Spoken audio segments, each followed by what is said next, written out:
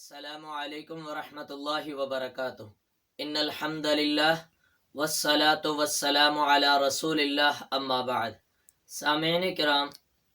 وہ عورت جسے استحاضہ کا خون آتا ہے، یعنی کہ یہ ایک بیماری ہوتی ہے جو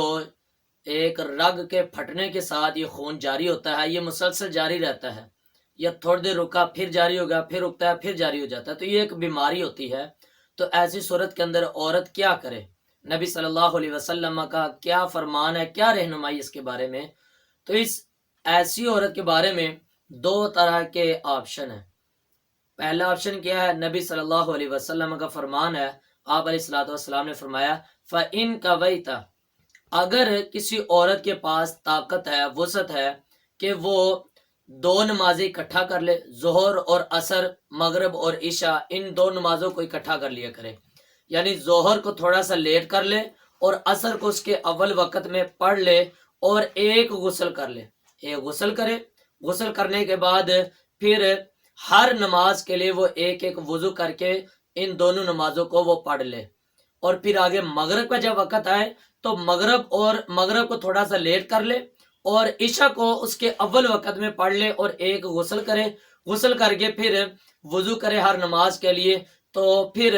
نماز ادا کر لے۔ فجر کے لیے بھی ایسے ہی غسل کرے اور پھر آ کر کے وہ نماز پڑھ لے۔ تو یہ ہے وہ عورت جو ایسا کرنے پر طاقت رکھتی ہے، جسے شوق ہے کہ میں اعلیٰ درجے کی طہارت حاصل کروں، اعلیٰ درجے کی پاکیزگی حاصل کروں، تو اس کو یہ آپشن ہے کہ وہ پھر دو نمازوں کے لیے ایک غسل کر لیا کرے۔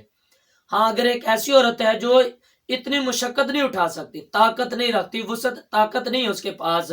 تو پھر ایسی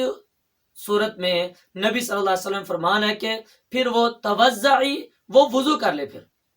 وتصلی، پھر وہ نماز پڑھ لے، یعنی ہر نماز کے لیے وہ الگ الگ وضو کرے گی، وضو کر کے پھر وہ نماز ادا کر لے گی۔ مثلا ظہر کے لیے وضو کیا تو پھر اسی وضو کے ساتھ وہ ظہر کی نماز پڑھے گی، پھر آگے عصر کا وقت آیا تو عصر کے لیے پھر وہ الگ سے وضو کرے گی، وہ ظہر والا وضو اس کے لیے کفایت نہیں کرے گا۔ مغرب کے لیے پھر نئے سرے سے وضو کرے گی، عشاء کے لیے پھر اس کے لیے نئے سرے سے وضو کرے گی، تو ہر نماز کے لیے وہ پھر اکیلا وضو ہی کرے گی، تو پھر بھی اس عورت کو اجازت ہے، گنجائش ہے۔ تو اسی سے ہی ایک وہ بھی مسئلہ نکل آتا ہے کہ وہ انسان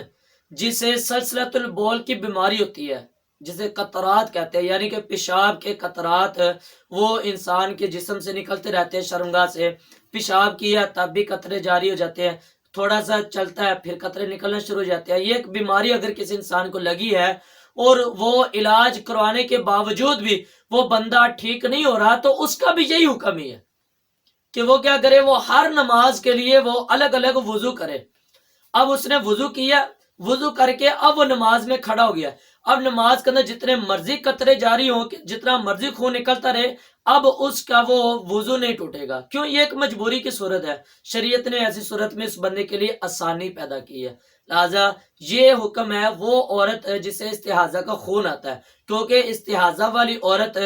نماز بھی پڑھے گی، روزہ بھی رکھے گی، سارے اعمال کرے گی، تو اس لیے اس کے لیے پھر طہارت کا حکم کیا تھا جو میں نے ابھی بیان کر دیا ہے۔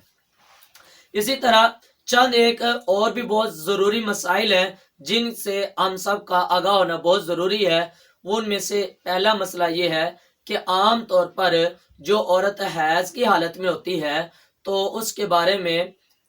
اللہ رب العزت قرآن مجید میں ارشاد فرماتے ہیں فَاعْتَزِلُوا النِّسَاءَ، کہ جب عورتیں حیض کی حالت میں ہو تو پھر ان عورتوں کے ساتھ آپ علیحدگی والا معاملہ نہیں کر سکتے، ہم بستری نہیں کر سکتے، ان سے دور رہے، ان کے قریب نہ جائیں۔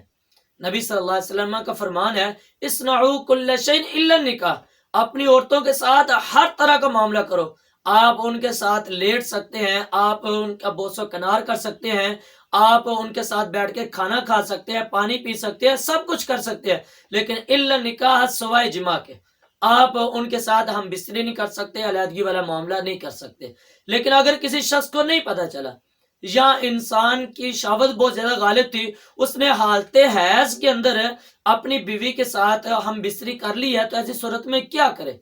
تو نبی صلی اللہ علیہ وسلم کا فرمان ہے یتصدق بدینار او بنصف دینار، تو پھر ایسی صورت کے اندر وہ 1 دینار یا آدھا دینار اللہ کے راستے میں وہ صدقہ کرے۔ نبی صلی اللہ علیہ وسلم کا فرمان ہے اگر حالت حیض میں کسی بندے نے جماع کر لیا ہے تو پھر اس سے چاہیے کہ وہ کیا کرے، صدقہ کرے۔ اور یہ صدقہ کوئی ضروری نہیں ہے، لازم نہیں ہے، لیکن چونکہ یہ حیض جو ہے یہ ایک بیماری ہے، اللہ رب قرآن مجید فرماتے ہیں قل ہوا اذن، یہ ایک بیماری ہے، تکلیف ہے، تو انسان نے اس حالت کے اندر اپنی بیوی کے ساتھ ہم بستری کی ہے، اللہ نہ کرے کوئی انسان کے اوپر کوئی بیماریاں لاحق ہو سکتی ہیں، تو اس بیماریوں سے بچنے کے لیے صدقہ بہترین عمل ہے، کیونکہ جو صدقہ ہوتا ہے وہ بہت سی بیماریوں کو ٹال دیتا ہے، بیماریاں دور ہو جاتی ہیں، تو اس لیے صدقہ کر دینا چاہیے، یہ بہتر ہے۔ لیکن اگر کسی کے پاس طاقت نہیں ہے، وسعت نہیں ہے، تو پھر اس کے لیے وہ لازم نہیں ہے کہ وہ صدقہ ضروری کرے، اور یہ بھی ضروری نہیں ہے کہ وہ ایک صدقہ یا آدھا دینار یا 1 دینار وہ صدقہ کرے، یہ بھی ضروری نہیں، جتنی انسان کے پاس طاقت ہے وہ اللہ کے راستے میں ضرور صدقہ کرے، تاکہ یہ جو اس سے عمل ہو گیا ہے اس کا یہ کفارہ ادا کیا ہو سکے۔ یہود و نصارہ میں یہ ایک بہت بری خصلت تھی، بہت بری خوبی تھی کہ جب ان کی عورتیں حیض کے اندر ہوتی تھی نا، اذا کان الیہود اذا، جب عورتیں حیض کی حالت میں ہوتی تھی تو یہود کیا کرتے تھے، لم یواکلوہا، ان کے ساتھ کھاتے نہیں تھے، انہیں الگ ایک کمرے میں بند کر دیتے تھے، ان کے ساتھ اپنے تعلقات نہیں قائم کر، کیوں، یہ اب عورت ناپاک ہے، یہ ان کے قریب نہیں جاتے، ان کے پاس بیٹھ کے کھانا نہیں کھاتے تھے۔ تو نبی صلی اللہ علیہ وسلم کا فرمان ہے اسنعوا کل شیء، تم عورتوں کے ساتھ سب کچھ کیا کرو، یہودوں کی مخالفتیں کیا کرو، عورتوں کے ساتھ آپ کھانا بھی کھائیں، ان کے ساتھ بیٹھ کے پانی بھی پئیں، بات چیت بھی کریں، گپ شپ بھی لگائیں، ان کے ساتھ آپ لیٹ بھی سکتے ہیں، بلکہ حضرت عائشہ رضی اللہ تعالیٰ عنہ تو فرماتی ہیں کہ نبی صلی اللہ علیہ وسلم مجھے حکم دیا کرتے تھے کہ فَأَتَّذِرُ، کہ میں ازار باندھ لیا کروں۔ ازار کا کیا مطلب، وہ خاص کپڑا ہوتا ہے جو اپنی عورت اپنی ان خاص جگہوں پر باندھ لیتی ہے، اسے ازار کہتے ہیں، وہ ازار باندھ لیتی میں تو فیباشرنی، پھر نبی صلی اللہ علیہ وسلم میرے ساتھ لیٹ جایا کرتے تھے، جسم کے ساتھ جسم لگا لیا کرتے تھے، وانا حائض، اس حال میں کہ حضرت عائشہ کہتی ہے میں مجھے حیض کی کیفیت ہوتی تھی، حیض کی حالت کے اندر رسول اللہ صلی اللہ علیہ وسلم میرے ساتھ اس طرح کا معاملہ کرتے تھے۔ تو آپ اندازہ کریں کہ نبی صلی اللہ علیہ وسلم اپنی ازواج کے ساتھ، عورتوں کے ساتھ کتنی زیادہ محبت کیا کرتے تھے، یہود و نصارہ انہیں الگ کر دیا کرتے تھے، لیکن اسلام نے عورت کو یہ عزت دی ہے، یہ مقام دیا ہے کہ عورت کے ساتھ ہر طرح کا معاملہ کرنے کی اجازت ہے، لیکن ہم بستری کرنے کی اجازت نہیں ہے۔ اسی طرح ایک اور بڑا اہم مسئلہ ہے کہ حالت حیض کے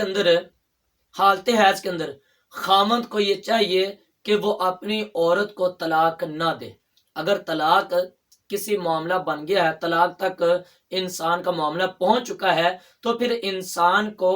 عورت کی حالت کو دیکھنا چاہیے۔ اگر عورت پاکیزگی کی حالت میں ہے، طہر میں ہے، تو پھر عورت کو طلاق دینی چاہیے، حالت حیض کے اندر طلاق نہیں دینی چاہیے۔ لیکن یاد رکھیے گا اگر حالت حیض میں طلاق دے دی،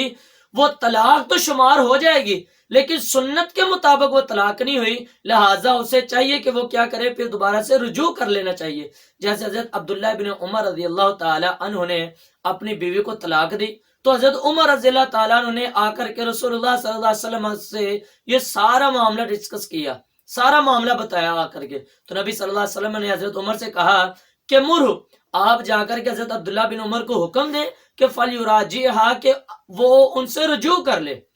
کیوں، اس حالت حیض کے اندر انہیں طلاق دی ہے، لہذا اس سے رجوع کرے، رجوع کرنے کے بعد جب اس کی بیوی پاک صاف ہو جائے، طہارت میں پہنچ جائے، طہر ہو جائے، پھر طہر کے اندر وہ اپنی بیوی کو طلاق دے، اگر دینا چاہتے ہو، اگر رکھنا چاہتے ہو تو ٹھیک، اگر طلاق دینی ہے پھر حالت طہر میں دینی چاہیے۔ تو یہ چند ضروری مسائل ہیں، ان سب کو ہم سب سیکھیں، جانیں، یاد کریں، اور پھر اس کے مطابق زندگی بسر کرنے کی کوشش کریں۔ اللہ سے دعا ہے اللہ ہمیں عمل کرنے کی توفیق عطا فرمائے۔